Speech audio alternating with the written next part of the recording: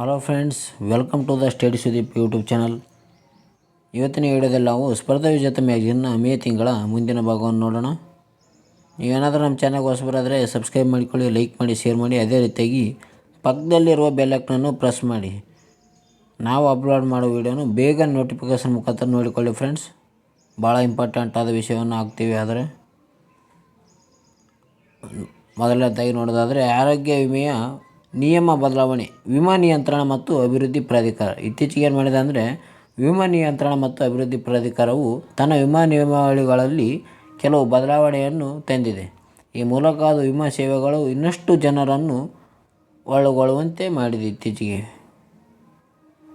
ಅದರಲ್ಲಿ ಮೊದಲನೇದಾಗಿ ಏನಂದರೆ, ವಿಮೆಯ ಸೌಲಭ್ಯವನ್ನು ಪಡೆಯಲು 65 ವರ್ಷ ವಯಸ್ಸಿನ ಮಿತಿಯನ್ನು ಹೇರಲಾಗಿತ್ತು.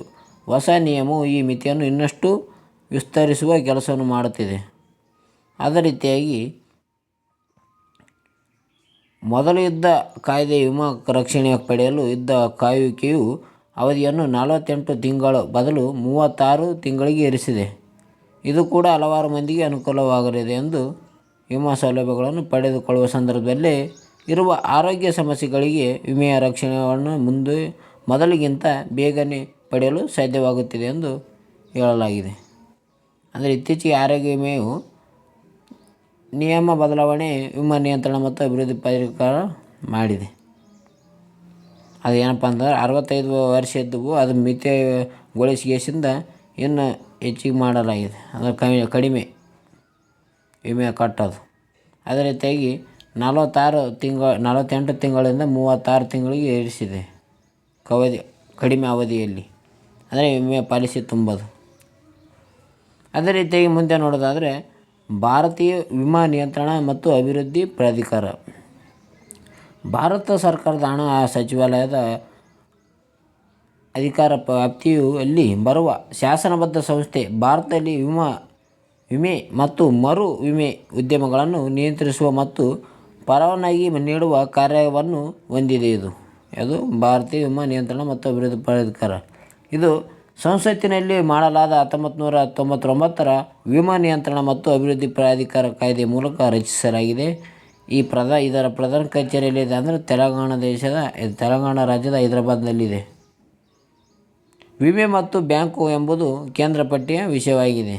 ಈ ವಿಮೆ ಎಂಬುದು ಕೇಂದ್ರ ಪಟ್ಟಿಯ ವಿಷಯವಾಗಿದೆ. ಇದು ಭಾಳ ಇಂಪಾರ್ಟೆಂಟ್. ಸಲ ಕ್ವೆಶನ್ ಬಂದಿತ್ತು. ಅದೇ ರೀತಿಯಾಗಿ ಇದು ಸೇವಾ ವಲಯದಲ್ಲಿದೆ. ಇದು ಭಾರತದ ವಿಮಾ ವರ್ಷ ಅಂದರೆ ಜೂನ್ 1ರಿಂದ ಮೇ 31ರವರೆಗೆ ಭಾರತದಲ್ಲಿ ವಿಮಾ ವರ್ಷ ಎಂದು ಆಚರಣೆ ಹೇಳಲಾಗುತ್ತದೆ. ಅದೇ ರೀತಿಯಾಗಿ ಮುಂದೆ ನೋಡೋದಾದರೆ ವಿಶ್ವ ಮಲೇರಿಯಾ ದಿನ ಏಪ್ರಿಲ್ 25ನೇ ತಾರೀಕು ಆಚರಣೆಯನ್ನು ಮಾಡುತ್ತಾರೆ. ಯಾವಾಗ? ಏಪ್ರಿಲ್ 25ನೇ ತಾರೀಕು ವಿಶ್ವ ಮಲೇರಿಯಾ ದಿನವನ್ನು ಆಚರಣೆ ಮಾಡಲಾಗುತ್ತದೆ. 2024ರ ಧ್ಯೇಯ ವಾಕ್ಯ ನೋಡೋದಾದರೆ ಹೆಚ್ಚು ಸಮಾನ ಜಗತ್ತಿಗೆ ಮಲೇರಿಯಾ ವಿರುದ್ಧದ ಹೋರಾಟವನ್ನು ವೇಗಗೊಳಿಸುವುದಾಗಿದೆ. 2024ರ ಥೀಮ್ ಅಥವಾ ಧ್ಯೇಯ ವಾಕ್ಯ ನೋಡೋದಾದರೆ ಪ್ರತಿ ವರ್ಷ ಏಪ್ರಿಲ್ 25ರಂದು ವಿಶ್ವ ಮಲೇರಿಯಾ ದಿನವನ್ನಾಗಿ ಆಚರಿಸಲಾಗುತ್ತದೆ. 2024ರ ಏಪ್ರಿಲ್ 25ರಂದು ವಿಶ್ವ ಮಲೇರಿಯಾ ದಿನವನ್ನು ಹೆಚ್ಚು ಸಮಾನ ಜಗತ್ತಿಗೆ ಮಲೇರಿಯಾ ವಿರುದ್ಧದ ಹೋರಾಟವನ್ನು ವೇಗಗೊಳಿಸುವುದು ಎಂಬ ಧ್ಯೇಯವಾಕ್ಯದೊಂದಿಗೆ ಆಚರಿಸಲಾಗಿದೆ. ಈ ದಿನವನ್ನು ವಿಶ್ವ ಆರೋಗ್ಯ ಸಂಸ್ಥೆಯ 11 ಅಭಿಯಾನಗಳಲ್ಲಿ ಒಂದು ಅಭಿಯಾನವಾಗಿ ಆಚರಿಸಲಾಗುತ್ತದೆ. ಇದು ವಿಶ್ವ ಆರೋಗ್ಯ ಸಂಸ್ಥೆಯ 11 ಅಭಿಯಾನಗಳಲ್ಲಿ ಈ ವಿಶ್ವ ಮಲೇರಿಯಾ ದಿನ ಅಭಿಯಾನವು ಒಂದಾಗಿದೆ. ಮಲೇರಿಯಾ ರೋಗ ನೋಡೋದಾದರೆ ಇದು ಪ್ಲಾಸ್ಮೋಡಿವೈವಾಕ್ಸ್ ಎಂಬ ಆದಿಜೀವಿ ರೋಗದಿಂದ ಬರುವ ರೋಗವಾಗಿದೆ. ಈ ರೋಗವನ್ನು ಅನಾಫಿಲಸ್ ಎಂಬ ಹೆಣ್ಣು ಸೊಳ್ಳೆಯು ರೋಗವಾಹಕವಾಗಿ ಹರಡುತ್ತದೆ ಎಂಬುದನ್ನು ಬ್ರಿಟಿಷ್ ವಿಜ್ಞಾನಿಯಾಗಿರುವ ರೊನಾಲ್ಡ್ ರಾಸ್ ಅವರು ಪತ್ತೆ ಹಚ್ಚಿದರು. ಅಂದರೆ ಈ ರೋಗ ಯಾವುದರಿಂದ ಬರ್ತದೆ ಅಂದರೆ ಅನಾಫಿಲಸ್ ಹೆಣ್ಣು ಸೊಳ್ಳೆಯಿಂದ ಬರ್ತದೆ ಎಂದು ಬ್ರಿಟಿಷ್ ದೇಶದ ವಿಜ್ಞಾನಿಯಾಗಿರುವ ರೊನಾಲ್ಡ್ ರಾಸ್ ಅವರು ಪತ್ತೆ ಹಚ್ಚಿದರು. ಈ ಮಲೇರಿಯಾ ಔಷಧಿ ಯಾವುದಂದರೆ ಕ್ವಿನೈನ್. ಈ ಕ್ವಿನೈನ್ ಮಲೇರಿಯಾ ಔಷಧಿಯಾಗಿದೆ. ಮಲೇರಿಯಾ ದಿನ ಆಚರಣೆ ನೋಡೋದಾದರೆ ಆಫ್ರಿಕಾ ರಾಷ್ಟ್ರಗಳು ಮಲೇರಿಯಾ ರೋಗದ ಬಗ್ಗೆ ಗಮನ ಸೆಳೆಯಲು 2001ರ ಏಪ್ರಿಲ್ 25ರಂದು ಆಫ್ರಿಕಾ ಮಲೇರಿಯಾ ದಿನವನ್ನಾಗಿ ಆಚರಿಸಿದರು. ಈ ದಿನದಂದು ಆಫ್ರಿಕಾ ಖಂಡದಲ್ಲಿ ಮಲೇರಿಯಾ ರೋಗವನ್ನು ನಿಯಂತ್ರಿಸಲು ಮತ್ತು ಚಿಕಿತ್ಸೆಗಾಗಿ ನಿಧಿಯನ್ನು ಸಂಗ್ರಹಿಸಲಾಯಿತು. ಆವಾಗ 2007ರಲ್ಲಿ ವಿಶ್ವ ಆರೋಗ್ಯ ಸಭೆಯಲ್ಲಿ ಮಲೇರಿಯಾ ರೋಗಕ್ಕೆ ಜಾಗತಿಕ ಮುನ್ನಡೆ ನೀಡಲು ಆಫ್ರಿಕಾ ಮಲೇರಿಯಾ ದಿನವನ್ನು ವಿಶ್ವ ಮಲೇರಿಯಾ ದಿನವನ್ನಾಗಿ ನಾಮಕರಣ ಮಾಡಿತು. 2008ರಲ್ಲಿ ಮೊದಲ ವಿಶ್ವ ಮಲೇರಿಯಾ ದಿನವನ್ನಾಗಿ ಆಚರಿಸಲಾಗಿತ್ತು. ಯಾವಾಗ ಅಂದರೆ ಮೊದಲ ಮಲೇರಿಯಾ ದಿನಾಚರಣೆ ಯಾವಾಗ ಅಂದರೆ 2008ರಲ್ಲಿ ವಿಶ್ವ ಮಲೇರಿಯಾ ದಿನ. ಅದೇ ರೀತಿಯಾಗಿ 2027ರ ವೇಳೆಗೆ ಭಾರತದಲ್ಲಿ ಶೂನ್ಯ ಮಲೇರಿಯಾ ಪ್ರಕರಣವು ಮತ್ತು 2030ರ ವೇಳೆಗೆ ಮಲೇರಿಯಾ ರೋಗ ಮುಕ್ತ ದೇಶವನ್ನು ನಿರ್ಮಾಣ ಮಾಡುವ ಗುರಿಯನ್ನು ಹೊಂದಲಾಗಿದೆ.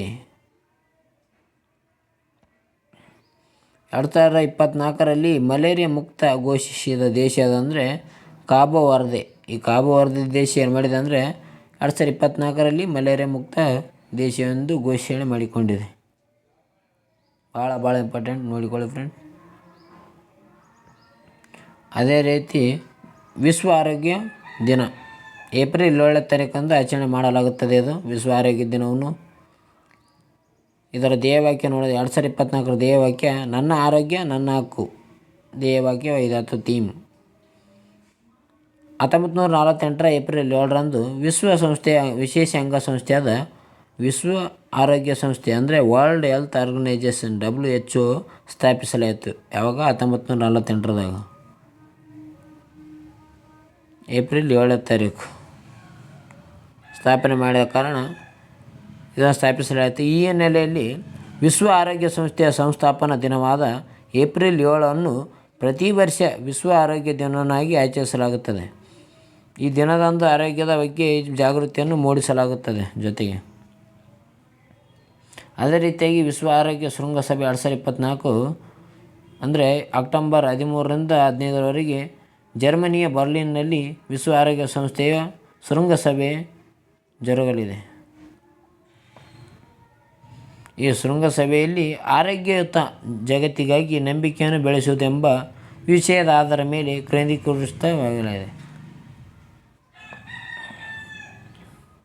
ಅದೇ ರೀತಿ ಮುಂದೆ ನೋಡೋದಾದರೆ ವಿಶ್ವ ಆರೋಗ್ಯ ಸಂಸ್ಥೆಯ ವತಿಯಿಂದ ಆಚರಿಸಲಾಗುವ ಜಾಗತಿಕ ಆರೋಗ್ಯ ಕ್ಷೇತ್ರದ ದಿನಗಳು. ಜನವರಿ 30 ವಿಶ್ವ ನಿರ್ಲಕ್ಷ್ಯದ ಉಷ್ಣವಲಯದ ರೋಗದ ದಿನ ಎಂದು ಆಚರಣೆ ಮಾಡಲಾಗುತ್ತದೆ. ಮಾರ್ಚ್ 24ರಂದು ವಿಶ್ವ ಕ್ಷಯರೋಗ ದಿನವನ್ನು ಆಚರಣೆ ಮಾಡಲಾಗುತ್ತದೆ. ಏಪ್ರಿಲ್ 7 ವಿಶ್ವ ಆರೋಗ್ಯ ದಿನವನ್ನು ಆಚರಣೆ ಮಾಡಲಾಗುತ್ತದೆ. ಏಪ್ರಿಲ್ 14 ವಿಶ್ವ ಚಾಗಸ್ ಕಾಯಿಲೆ ದಿನವನ್ನು ಆಚರಣೆ ಮಾಡಲಾಗುತ್ತದೆ. ಏಪ್ರಿಲ್ 25ರಂದು ವಿಶ್ವ ಮಲೇರಿಯಾ ದಿನವನ್ನು ಆಚರಣೆ ಮಾಡಲಾಗುತ್ತದೆ. ಏಪ್ರಿಲ್ 24ರಿಂದ 30ರವರೆಗೆ ವಿಶ್ವ ರೋಗ ನಿರೋಧಕ ಸಪ್ತಾಹವನ್ನು ಆಚರಣೆ ಮಾಡಲಾಗುತ್ತದೆ. ಅಂದರೆ ಕಳೆದ ತರಗತಿಯಲ್ಲಿ ನಾವು ನೋಡಿರ್ಬೋದು, ವಿಶ್ವ ರೋಗದ ನಿರೋಧಕ ಸಪ್ತಾಹವನ್ನು ಮಾಡಲಾಗಿತ್ತು. ಅದೇ ರೀತಿಯಾಗಿ ಮೇ 31 ವಿಶ್ವ ತಂಬಾಕು ರಹಿತ ದಿನವನ್ನು ಆಚರಣೆ ಮಾಡಲಾಗುತ್ತದೆ. ಅದೇ ರೀತಿಯಾಗಿ ಜೂನ್ 14ರಂದು ವಿಶ್ವ ರಕ್ತದಾನಿಗಳ ದಿನ. ಭಾಳ ಇಂಪಾರ್ಟೆಂಟ್. ಜೂನ್ 14 ಅಂದರೆ ವಿಶ್ವ ರಕ್ತದಾನಿಗಳ ದಿನ ಯಾವಾಗ ಆಚರಣೆ ಮಾಡಲಾಗುತ್ತದೆ ಅಂತ ಕೇಳಿದರೆ ಜೂನ್ 14ನೇ ತಾರೀಕು ವಿಶ್ವ ಆರೋಗ್ಯ ಅಂದರೆ ವಿಶ್ವ ರಕ್ತದಾನಿಗಳ ದಿನವನ್ನು ಆಚರಣೆ ಮಾಡಲಾಗುತ್ತದೆ. ಅದೇ ರೀತಿಯಾಗಿ ಜುಲೈ 25 ವಿಶ್ವ ಮುಳುಗುವಿಕೆ ತಡೆಗಟ್ಟುವ ದಿನವನ್ನು ಆಚರಣೆ ಮಾಡಲಾಗುತ್ತದೆ. ಜುಲೈ 28 ವಿಶ್ವ ಹೆಪಟೈಟಿಸ್ ದಿನ. ಅದೇ ರೀತಿಯಾಗಿ ಸೆಪ್ಟೆಂಬರ್ 17 ವಿಶ್ವ ರೋಗಿಗಳ ಸುರಕ್ಷತೆ ದಿನ. ನವೆಂಬರ್ 18ರಿಂದ 24ರವರೆಗೆ ವಿಶ್ವ AMR ಜಾಗೃತಿ ಸಪ್ತಾಹವನ್ನು ಮಾಡಲಾಗುತ್ತದೆ. ಡಿಸೆಂಬರ್ 1ರಂದು ವಿಶ್ವ ಏಡ್ಸ್ ದಿನವನ್ನು ಮಾಡಲಾಗುತ್ತದೆ. ಅದೇ ರೀತಿಯಾಗಿ 5 ರೋಗ ಪತ್ತೆ ಹಚ್ಚುವ AI ತಂತ್ರಾಂಶವನ್ನು ಇತ್ತೀಚೆಗೆ ಚೀನಾದ ವುಹಾನ್ನಲ್ಲಿರುವ ಆಸ್ಪತ್ರೆಯಲ್ಲಿ 350 ವ್ಯಕ್ತಿಗಳ 24 ಗಂಟೆಗಳ ಸಾಮಾನ್ಯ ಹೃದಯ ಬಡಿತದ ಅನಿಯಂತ್ರಿತ ಹೃದಯ ಬಡಿತದ ಮಾಹಿತಿಯನ್ನು ತಜ್ಞರ ತಂಡವು SRC ತಂತ್ರಾಂಶದ ಮೂಲಕ ದಾಖಲಿಸಲಾಗಿದೆ. ಎಲ್ಲಿ? ಚೀನಾದಲ್ಲಿ ಇತ್ತೀಚೆಗೆ. ಅದೇ ರೀತಿಯಾಗಿ ನೋಡಿದ ಹಾಗೆ ವಿಶ್ವ ಚಾಗಸ್ ರೋಗ ದಿನ. ಇದನ್ನು ಏಪ್ರಿಲ್ 14ರಂದು ಆಚರಣೆ ಮಾಡಲಾಗುತ್ತದೆ. 2024 ಏಪ್ರಿಲ್ 14 ಧ್ಯೇಯವಾಕ್ಯ ನೋಡೋದಾದರೆ ಚಾಗಸ್ ಕಾಯಿಲೆಯನ್ನು ನಿಭಾಯಿಸುವುದು, ಆರಂಭದಲ್ಲೇ ಪತ್ತೆ ಹಚ್ಚುವುದು ಮತ್ತು ಜೀವನವನ್ನು ಕಾಳಜಿ ವಹಿಸುವುದು ಎಂಬುದು ಈ ವಿಶ್ವ ಚಾಗಸ್ ರೋಗ ದಿನದ ಥೀಮ್ ಅಥವಾ ಧ್ಯೇಯವಾಕ್ಯವಾಗಿದೆ. ಅಂದರೆ ಇದು ಬಿ ಕೂಡ ಪ್ರತಿ ವರ್ಷ ಏಪ್ರಿಲ್ 14ರ ತಾರೀಕಂದು ಆಚರಣೆ ಮಾಡಲಾಗುತ್ತದೆ. ಇದನ್ನು 2024 ಏಪ್ರಿಲ್ 14ರಂದು ಚಾಗಸ್ ಕಾಯಿಲೆಯನ್ನು ನಿಭಾಯಿಸುವುದು, ಆರಂಭದಲ್ಲಿ ಪತ್ತೆ ಹಚ್ಚುವುದು ಮತ್ತು ಜೀವನವನ್ನು ಕಾಳಜಿ ವಹಿಸುವುದು ಎಂಬ ಧ್ಯೇಯವಾಕ್ಯದೊಂದಿಗೆ ಆಚರಿಸಲಾಯಿತು.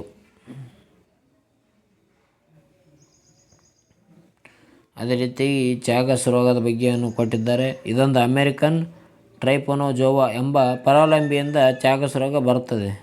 ಯಾವುದೋ ಅಮೇರಿಕ ದೇಶದಿಂದ, ಅಂದರೆ ಟ್ರೈಪನೋಜೋವಾ ಎಂಬ ಪರಾವಲಂಬಿಯಿಂದ. ಆದುದರಿಂದ ಇದನ್ನು ಚಾಗಸ್ ರೋಗವನ್ನು ಅಮೇರಿಕದ ಟ್ರಿಪನೋಮಿಯಾಸಿಸ್ ಎಂದು ಕರೆಯುತ್ತಾರೆ.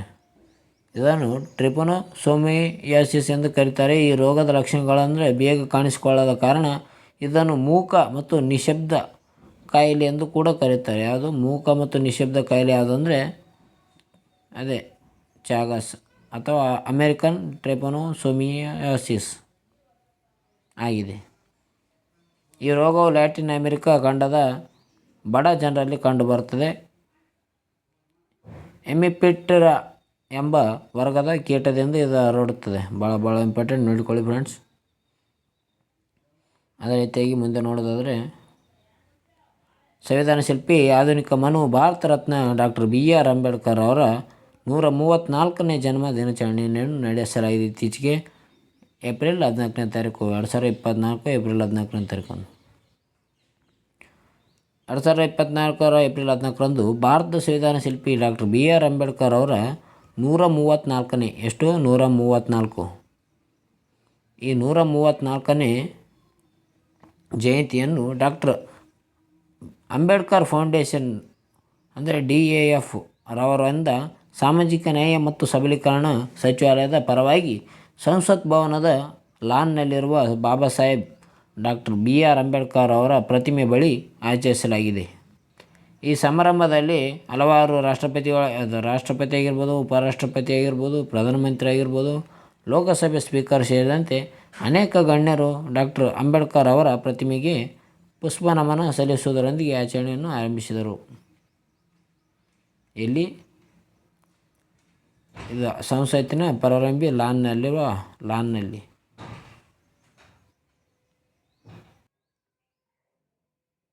ಅದೇ ರೀತಿಯಾಗಿ ಸಂಸತ್ ಭವನದ ಲಾನ್ನಲ್ಲಿರುವ ಬಾಬಾ ಸಾಹೇಬ್ ಡಾಕ್ಟರ್ BR ಅಂಬೇಡ್ಕರ್ ಅವರ ಪ್ರತಿಮೆಗೆ ನಮನ ಸಲ್ಲಿಸಲು ಸಾರ್ವಜನಿಕರಿಗೆ ಕೂಡ ಅವಕಾಶ ಒದಗಿಸಲಾಗಿತ್ತು.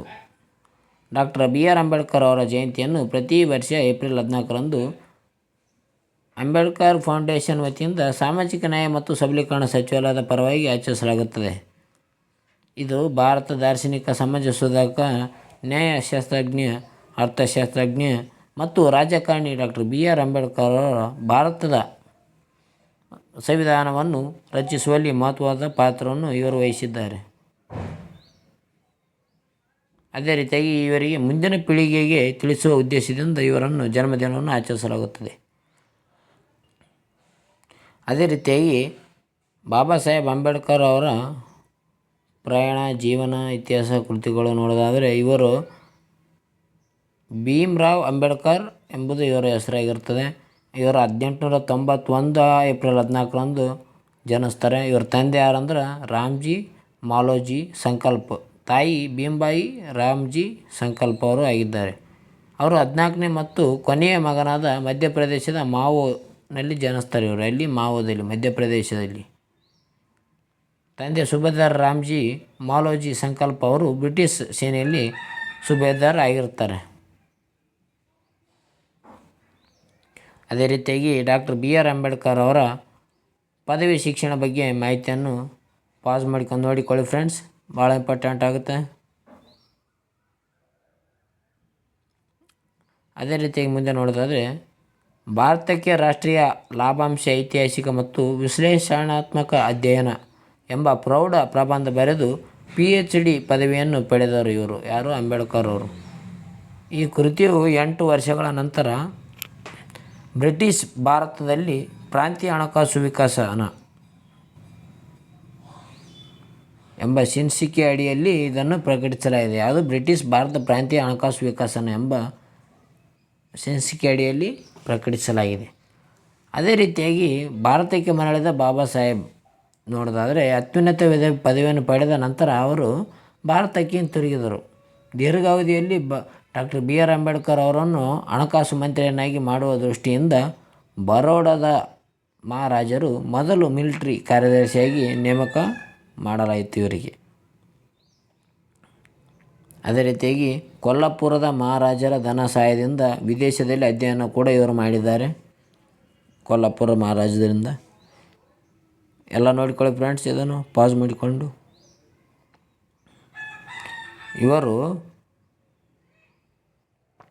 Problems of rupee it is organise solution ಎಂಬ ಪ್ರಬಂಧವನ್ನು ಬರೆದಿದ್ದಾರೆ. ಯಾವಾಗ? 1923ರಲ್ಲಿ. ರೂಪಾಯಿ ಸಮಸ್ಯೆ, ಅದರ ಮೂಲ ಮತ್ತು ಪರಿಹಾರ ಎಂಬುದು ಇವರ ಪ್ರಬಂಧವಾಗಿದೆ. ಅದೇ ರೀತಿ ಮುಂದೆ ನೋಡೋದಾದರೆ, ಇವರು ತುಳಿತಕ್ಕೊಳಗಾದ ವರ್ಗದ ಜನರ ಕಲ್ಯಾಣಕ್ಕಾಗಿ ಸಂಘಟನೆ ಕೂಡ ಸ್ಥಾಪನೆಯನ್ನು ಮಾಡಿದ್ದಾರೆ. ಭಾಳ ಇಂಪಾರ್ಟೆಂಟ್ ಆಗುತ್ತೆ ನೋಡಿ ಫ್ರೆಂಡ್ಸ್ ಇದು.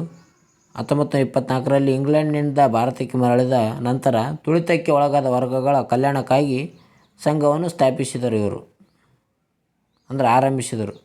ಅಲ್ಲಿಂದ ಸರ್ ಚಿಮನ್ ಲಾಲ್ ಶೆಟಲ್ವಾಡ್ ರವರ ಅಧ್ಯಕ್ಷರಾಗಿ ಮತ್ತು ಡಾಕ್ಟರ್ ಬಿ ಆರ್ ಅಂಬೇಡ್ಕರ್ ಅವರು ಈ ಸಂಘದ ಮುಖ್ಯಸ್ಥರಾಗಿ ಕಾರ್ಯನಿರ್ವಹಿಸಿದರು. ದುರ್ಬಲ ತುಳಿತಕ್ಕೆ ಒಳಗಾದ ವರ್ಗದ ಕುಂದುಕೊರತೆಗಳನ್ನು ಪ್ರತಿನಿಧಿಸುವುದು ಸಂಘದ ತಕ್ಷಣದ ಉದ್ದೇಶವಾಗಿತ್ತು ಇದರದ್ದು.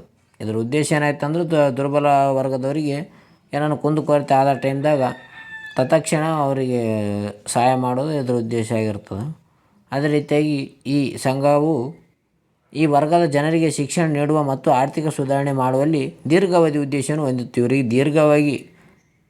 ಇವರಿಗೆ ಸಹಾಯ ಮಾಡುವ ಅದು ಉದ್ದೇಶವನ್ನು ಈ ಸಂಘ ಹೊಂದಿತ್ತು ಅಂತ ಹೇಳ್ಬೋದು. ಈ ಸಂಘಟನೆ ಭಾಳ ಇಂಪಾರ್ಟೆಂಟ್ ಆದ ವಿಷಯ ಅಂದರೆ ಬಹಿಷ್ಕೃತ ಭಾರತ ಪತ್ರಿಕೆ ಆರಂಭ. ಶೋಷಿತ ವರ್ಗಗಳ ಕಾರಣ ತಿಳಿಸಲು ಹೊಸ ಸುಧಾರಣೆ ದೃಷ್ಟಿಯಿಂದ ಬಹಿಷ್ಕೃತ ಭಾರತ ಪತ್ರಿಕೆಯನ್ನು 1927 ಏಪ್ರಿಲ್ 3ರಂದು ಆರಂಭಿಸಿದರು. ಯಾವಾಗ? 1923ರಲ್ಲಿ ಏಪ್ರಿಲ್ 3ನೇ ತಾರೀಕರಂದು ಈ ಬಹಿಷ್ಕೃತ ಭಾರತ ಪತ್ರಿಕೆಯನ್ನು ಡಾಕ್ಟರ್ ಬಿ ಆರ್ ಅಂಬೇಡ್ಕರ್ ಅವರು ಆರಂಭಿಸ್ತಾರೆ. ಭಾಳ ಇಂಪಾರ್ಟೆಂಟ್, ನೋಡಿಕೊಳ್ಳಿ ಫ್ರೆಂಡ್ಸ್ ಇದು. ಅದೇ ರೀತಿಯಾಗಿ ಅವರು ಪ್ರಾಧ್ಯಾಪಕ ವೃತ್ತಿ ಆರಂಭಿಸಿ ಬಾಬಾ ಸಾಹೇಬರು ಕೂಡ ಭಾಳ ಸೇವೆಯನ್ನು ಮಾಡ್ತಾರೆ.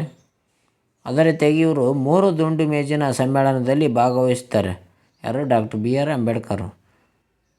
1930ರಿಂದ 32ರವರೆಗೆ ಲಂಡನ್ನಲ್ಲಿ ಜರುಗುವ 3 ದುಂಡು ಮೇಜಿನ ಸಮ್ಮೇಳನದಲ್ಲಿ ಭಾಗವಹಿಸ್ತಾರೆ ಇವ್ರ ಜೊತೆ ಹಂಗೆ ಪೂನಾ ಒಪ್ಪಂದ ಆಗ್ತದೆ. ಯಾರ್ಯಾರ ಜೊತೆ ಅಂದರೆ ಮಹಾತ್ಮ ಗಾಂಧೀಜಿ ಮತ್ತು ಅಂಬೇಡ್ಕರ್ ಅವ್ರ ಜೊತೆ. ಇದರ ಬಗ್ಗೆ ನೋಡೋದಾದರೆ 1932ರಲ್ಲಿ ಬ್ರಿಟಿಷ್ ಸರ್ಕಾರವು ತುಳಿತಕ್ಕೊಳಗಾದ ಮತ್ತು ನಿಮ್ನ ವರ್ಗದವರಿಗೆ ಪ್ರತ್ಯೇಕ ಮತದಾನ ವ್ಯವಸ್ಥೆ ನೀಡಲು ನಿರ್ಧರಿಸಿತು. ಈ ಕ್ರಮವನ್ನು ಮಹಾತ್ಮ ಗಾಂಧೀಜಿಯವರು ತೀವ್ರವಾಗಿ ವಿರೋಧಿಸಿದರು. ಇಂತಹ ವ್ಯವಸ್ಥೆಯು ಹಿಂದೂ ಸಮಾಜವನ್ನು ವಿಭಜಿಸುತ್ತದೆ ಎಂಬ ಆತಂಕ ವ್ಯಕ್ತಪಡಿಸಿದರು. ಯಾರು? ಮಹಾತ್ಮ ಗಾಂಧೀಜಿ. ಈ ಸಂದರ್ಭದಲ್ಲಿ ಪೂನಾ ಅಥವಾ ಪುಣೆದ ಯರವಾಡ ಸೆಂಟ್ರಲ್ ಸೆರೆಮನೆಯಲ್ಲಿದ್ದ ಗಾಂಧೀಜಿಯವರು ಉಪವಾಸ ಸತ್ಯಾಗ್ರಹದ ಮೂಲಕ ಪ್ರತಿಭಟಿಸಿದರು.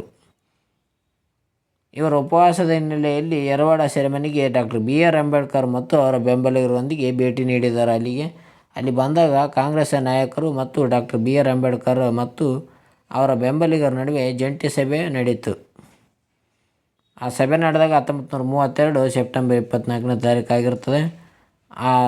1932 ಸೆಪ್ಟೆಂಬರ್ 24ನೇ ತಾರೀಕರಂದು ಗಾಂಧೀಜಿ ಮತ್ತು ಡಾಕ್ಟರ್ ಬಿ ಆರ್ ಅಂಬೇಡ್ಕರ್ ಅವರು ನಡೆಯುವ ಒಂದು ಒಪ್ಪಂದ ಆಗುತ್ತದೆ. ಅದೇ ನಾವು ಪೂನಾ ಒಪ್ಪಂದ ಎನ್ನಬಹುದಾಗಿದೆ. ಈ ಒಪ್ಪಂದ ಪೂನಾ ಒಪ್ಪಂದ ಎಂದು ಹೇಳಬಹುದಾಗಿದೆ. ಈ ಒಪ್ಪಂದಕ್ಕೆ ಅಂಬೇಡ್ಕರ್ ಮತ್ತು ಮದನ್ ಮೋಹನ್ ಮಾಳವೀಯ, ಯಾರು? ಮದನ್ ಮೋಹನ್ ಮಾಳವೀಯ ಭಾಳ ಇಂಪಾರ್ಟೆಂಟು, ಅಂದರೆ ಮಧ್ಯವರ್ತಿ ವಹಿಸಿದರು ಕಾರ್ಯ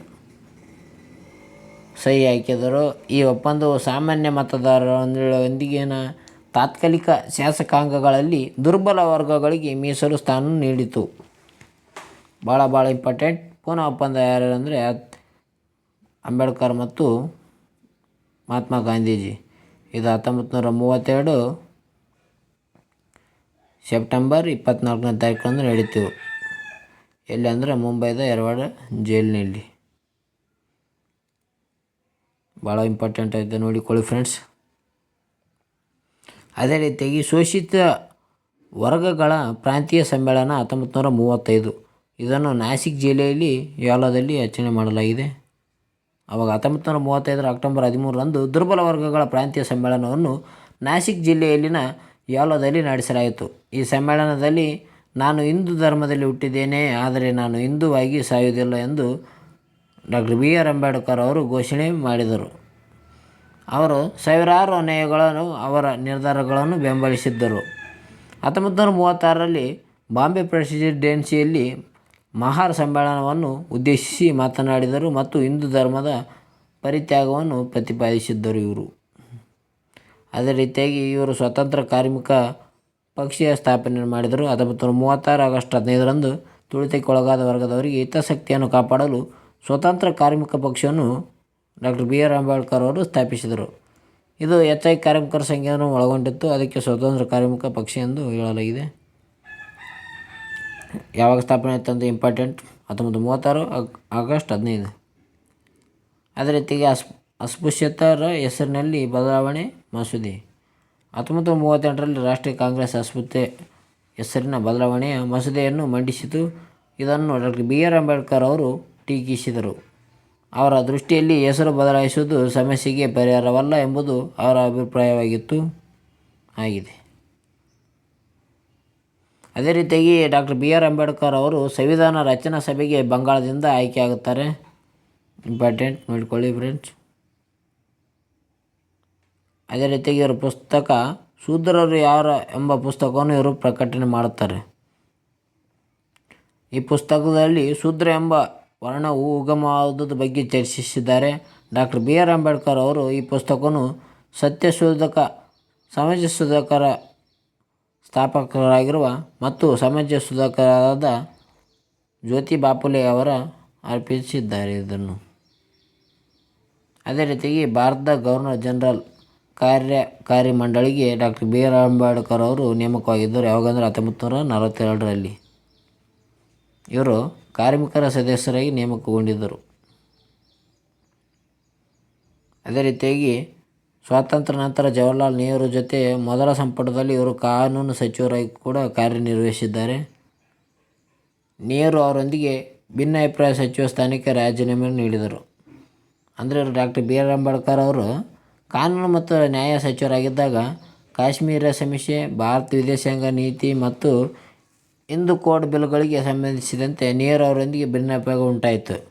ಆದ ಕಾರಣ ಅವ್ರು ಏನು ಮಾಡ್ತಾರೆ ಅಂದರೆ 1951ದಾಗ ಅವರು ಸಚಿವ ಸ್ಥಾನಕ್ಕೆ ರಾಜೀನಾಮೆ ನೀಡಿ ಹೊರಗೆ ಬಂದುಬಿಡ್ತಾರೆ ಬೇಡಪ್ಪ ಅಂತ. ಅದೇ ರೀತಿಯಾಗಿ ಇವರು ಕೊಲಂಬಿಯಾ ವಿಶ್ವವಿದ್ಯಾಲಯದಿಂದ LLD ಪದವಿಯನ್ನು ಪಡೀತಾರೆ. ಇವರು ಇವಾಗ 1952ರಲ್ಲಿ LLDಯನ್ನು ಪದವಿಯನ್ನು ಪಡೀತಾರೆ. ಇವರು 1953 ಜನವರಿ 12ರಂದು ಉಸ್ಮಾನಿಯಾ ವಿಶ್ವವಿದ್ಯಾಲಯದಿಂದ ಡಾಕ್ಟರೇಟ್ ಪದವಿಯನ್ನು ಪಡೆಯುತ್ತಾರೆ. ಯಾವಾಗ 1953ರಲ್ಲಿ. ಭಾಳ ಇಂಪಾರ್ಟೆಂಟ್ ಫ್ರೆಂಡ್ಸ್. ಅದೇ ರೀತಿಯಾಗಿ ಕನಿಷ್ಠ ಕೂಲಿ ಕಾಯ್ದೆಯನ್ನು ಜಾರಿಗೆ ತರ್ತಾರೆ 1948ರಲ್ಲಿ ಈ ಜವಾಹರ್ಲಾಲ್ ನೆಹರು ಜೊತೆ ಇದ್ದಾಗ ಟೈಮ್ದಾಗ. ಭಾಳ ಇಂಪಾರ್ಟೆಂಟ್ ನೋಡಿಕೊಳ್ಳಿ ಫ್ರೆಂಡ್ಸ್. ಅದೇ ರೀತಿಯಾಗಿ ಥಾಟ್ಸ್ ಆನ್ ಲಿಂಗ್ವಿಸ್ಟಿಕ್ ಸ್ಟೇಟ್ಸ್ ಪುಸ್ತಕವನ್ನು ಕೂಡ ಪ್ರಕಟಣೆ ಮಾಡುತ್ತಾರೆ.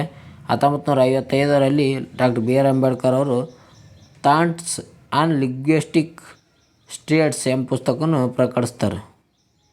ಯಾರು? ಡಾಕ್ಟರ್ BR ಅಂಬೇಡ್ಕರ್ ಅವರು. ಓಕೆ ಫ್ರೆಂಡ್ಸ್, ಇವತ್ತಿನ ವಿಡಿಯೋದಲ್ಲಿ ಇಷ್ಟೇ. ಯಾವ ಹೇಳಿಲ್ಲ ಅವು ಪಾಸ್ ಮಾಡ್ಕೊಂಡು ನೋಡಿಕೊಳ್ಳಿ ಸರಿಯಾದ ರೀತಿಯಲ್ಲಿ. ಇದನ್ನು 360 ಕ್ವಾಲಿಟಿಯಲ್ಲಿ ನೋಡಿ, ಆವಾಗ ಅಕ್ಷರಗಳು ನೀಟಾಗಿ ಕಾಣುತ್ತೆ. ಅವಾಗ ಓದಿಕೊಳ್ಳಲು ನಿಮಗೆ ಅನುವು ಆಗ್ತದೆ. ಇನ್ನು ಮುಂದಿನ ವಿಡಿಯೋದಲ್ಲಿ ಸಿಗೋಣ ಆದಷ್ಟು ಬೇಗ. ನೀವೇನಾದರೂ ನಮ್ಮ ಚಾನಲ್ ಹೊಸಬರಾದರೆ ಸಬ್ಸ್ಕ್ರೈಬ್ ಮಾಡಿ, ಲೈಕ್ ಅಂತ ಮಾಡಿ, ಕಮೆಂಟ್ ಅಂತ ಮರಿಬೇಡಿ ಮಾಡೋದನ್ನ. ನಾವು ಹೇಗೆ ಹೇಳಿದೆವು ಸ್ವಲ್ಪ ಹಿಂಗೆ ಕಮೆಂಟ್ ಹಾಕ್ರಿ, ನಮಗೆ ಗೊತ್ತಾಗ್ತದೆ. ಓಕೆ ಫ್ರೆಂಡ್ಸ್, ಬಾಯ್ ಎಲ್ಲರಿಗೂ.